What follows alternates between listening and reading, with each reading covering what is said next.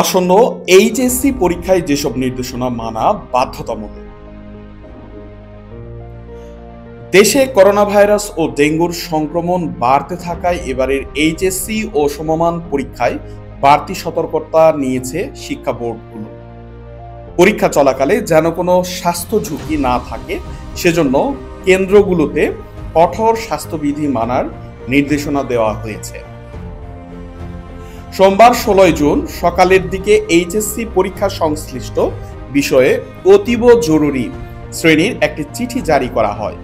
এতে জেলা প্রশাসক, উপজেলা নির্বাহী কর্মকর্তা, শিক্ষা কর্মকর্তা, সিভিল সার্জন সহ সংশ্লিষ্টদের কাছে স্বাস্থ্যবিধি প্রতিপালনের নির্দেশ পাঠানো হয়েছে।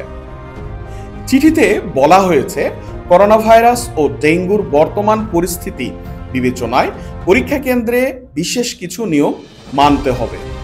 নির্দেশনায় বিশেষভাবে বলা হয়েছে, পরীক্ষার্থী, শিক্ষক ও অভিভাবকদের মাস্ক পরা বাধ্যতামূলক। সঙ্গে সঙ্গে হ্যান্ড স্যানিটাইজার ব্যবহার করতেও বলা হয়েছে।